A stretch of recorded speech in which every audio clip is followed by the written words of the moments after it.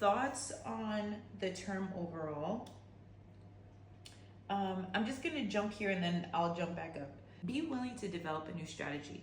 The reason being, I need to put this down because I'm so fired up. If you understand the type of questions that they're gonna ask, you can cater your studying towards that. It took me a long time. It took me too long to figure out what type of questions you're gonna ask me from this information. So that's why I'm saying strategy is so important. For instance, let's talk about pathology. I'm gonna do it for all of them, honestly. Let's say liver failure. Whatever they put in the vignette, this is when you're gonna have to be able to diagnose the disease, right? You have to be able to within the question stem. So from there, you have multiple different angles. It can ask you, what was the risk factor leading to this? Everything is second, third order. So you need to know all the risk factors. It could potentially ask you, like, what is the histological finding? Like, what would it present as? Or umbrella term, understanding everything that has to pertain to liver cirrhosis in general. Any question that they want to ask. And then lastly, any complication that can come from it. So know all the complications. So understanding that framework when it comes to going to pathology and learning about all the diseases, right? So that's one. And then understanding you're gonna learn so many pathologies. So applying that strategy towards all the pathologies. Next up, you're gonna have pharmacology. So let's talk about a drug that, metformin, okay? Metformin for diabetes. A question is going to ask you the mode of action, meaning what is happening cellularly. How does this drug work? That's a potential question. Number two, understanding the clinical application, right? Clinical, like they can ask like, it's not gonna be as simple as like, who's this for, diabetic? It's not gonna be like that. It could ask you like the class of drug in a clinical setting, which diabetic drug is best in this clinical setting, right? If that person is in diabetic ketoacidosis, what is the best medication for them in that moment? So you're gonna have like diagnostic clinical applications. And then lastly, all the adverse effects of metformin. A question could come from there. And then lastly, contraindications. So you need to know every level, all those levels per drug. Pharmacology, rote memorization, just know it. There's nothing else I could say about that. Just know it. Microbiology is also similar in the sense where it's straightforward, kind of like pharmacology, where it's like you just need to know it. You need to know the virulence factors. You need to know what a microbe is going to present as, because that's going to be within the question stem. So if they're saying something, you just need to know what's the microbe. Also, you're going to need to know the classifications of them. So understanding gram staining, who's gram positive, who's oxidase positive, who's oxidase negative. So just like, you just need to know it. I found that in T4, it is extremely heavy in outside resources. So for microbiology, Sketchy, Pixorize. For pharmacology, you can use Sketchy, you can use Picturize. For pathology, you can start using Pathoma.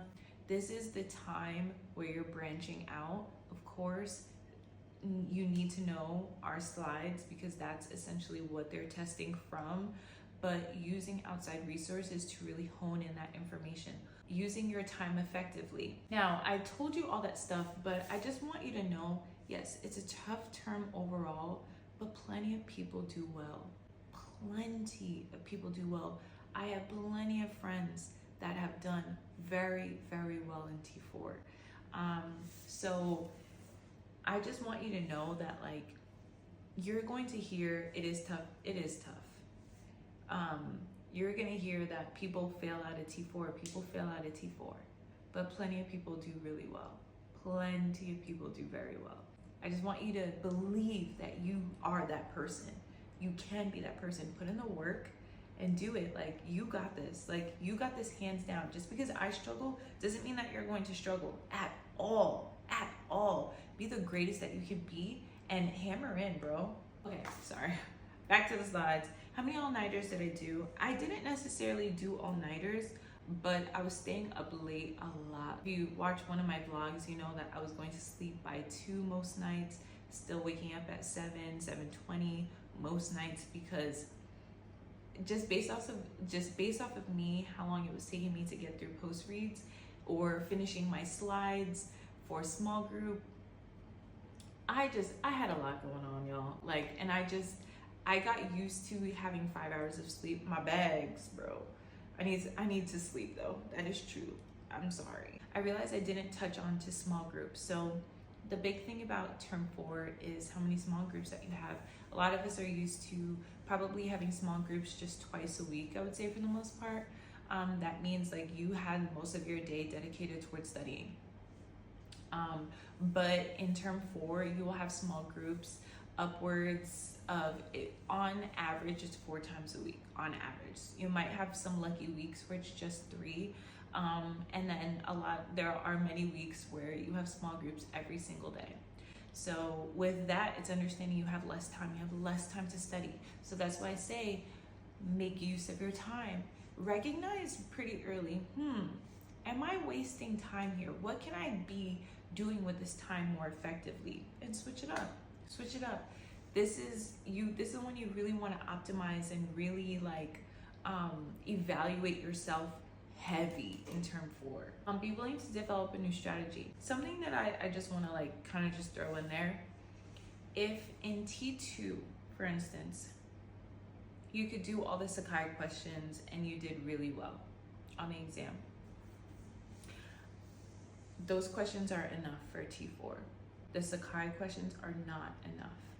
The Sakai questions are not enough. In T4, the school is going to grant you access to past tests. I actually found that to be very helpful. They are challenging questions, but it makes you think. So it helps you to master the content better, or even like realize your holes where it's like, I actually didn't notice that risk factor for that pathology.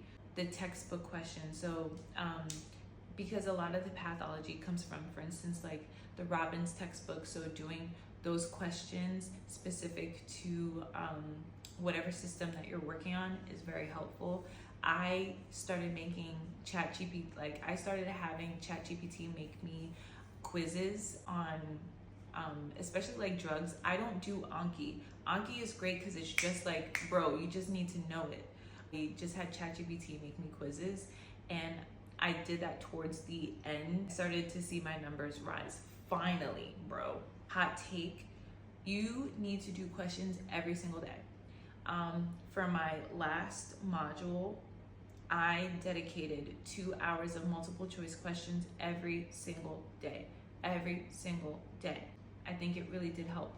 At least, I'm talking about Monday through Friday. Saturday and Sunday was all day. I tried my best to stay on top of the material so that I could do questions all day, Saturday and Sunday.